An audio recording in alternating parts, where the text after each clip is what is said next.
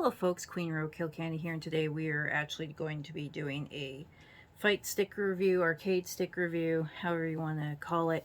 So this is the Street Fighter stick. As you can see, this one's the PlayStation 3 copy. I actually got this one secondhand, so it's actually really good. It's smaller than some of the other big fight sticks, but that's why I like this one a lot better. Some of the other ones are just too big for my little hands and little lap. So, like, my first fight stick was the Soul Calibur one, and that one's way huger. I'll bring it out afterwards to compare, but the stick is really good. You can hear that, and the buttons are good. Everyone asks me about the quality. Like, the buttons don't feel as good as the Soul Calibur stick, but it's definitely better than, say, a arcade 1-up. If you get those, like, for the feel of the buttons and all that, you can hear them. I've seen a lot of people modding these. I'm not exactly sure how. I think they put a thing on top of this, but if you want to mod the inside, you know, that's just opening it up, putting a Brooks thing in there and soldering it. Loads of videos on that. I'd suggest, because these are really cheap and they're good sticks, I would suggest picking up some of the 360 PlayStation 1 era fight sticks, because they're definitely quality. They're cheap because a lot of people don't want to put the effort into modding these, or they don't want to pay one of their buddies to mod it. I think it's like $50 Canadian to get a Brooks board. If you get it on Amazon, might be cheaper if you have a local place that has them, or a specific, like, I don't know, like fight stick place. But a lot of you aren't going to be too familiar with that, I would assume, because this is kind of like just a mixed retro channel. The size of this here, let me just... So I went and grabbed measuring tape, so you can see how big it is in inches. You can see that.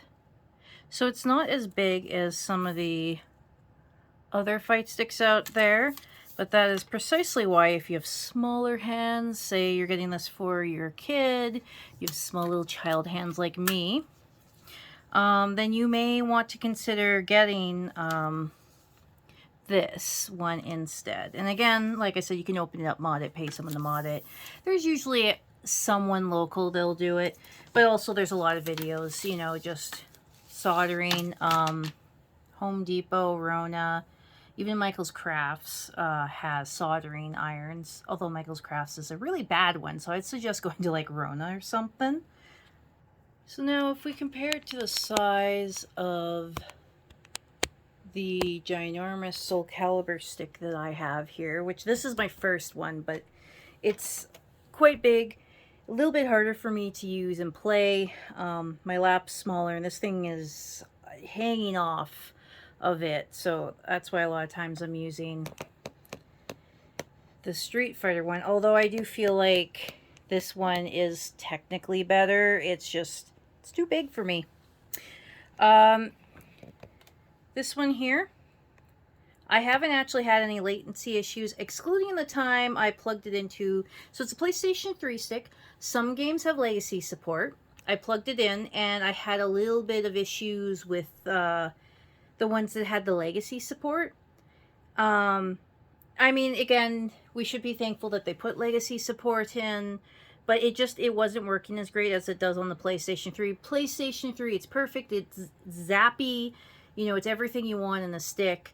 But then when you bring it to a PlayStation 4, it's just a little bit off. Probably got to put like a converter in there or something, just so it's a little more zippy again.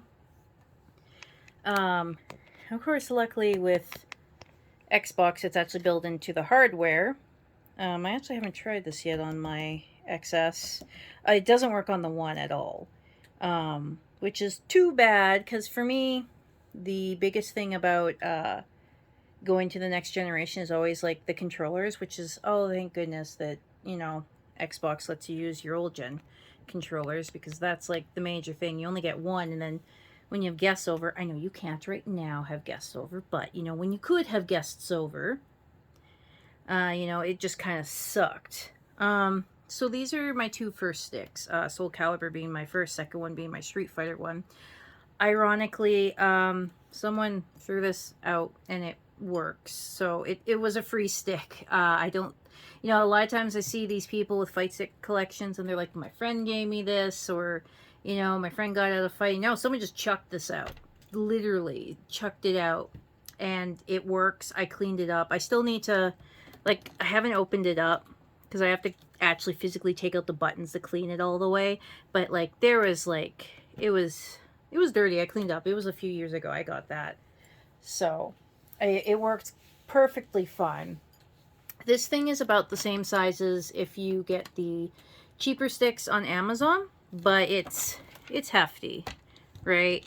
Like, it's not as heavy as the Soul Calibur one, but the Soul Calibur one is, oh, it's quite heavy, and I mean, you probably don't need that. Like, this is going to be fine at your local tournament, you know, this one here. Again, you can hear the buttons, and unfortunately, I do not have a card to record the gameplay, so but just trust me, it's really, really good and snappy. A lot of people back a few generations ago, like, you don't see it now in the YouTube feed, but this was their stick of choice, and, you know, good reason. Like I said, you know, you don't need to be big giant hands to use it, right? So 100% suggest the stick. It's 110 Canadian on the high end, and low end it's about 85-ish to get this stick.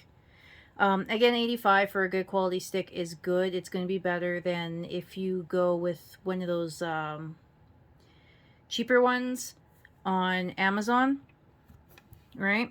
I mean, there's I think 85, there's the May Flash one, and then there's one by Brooks, and I think that one is like 100.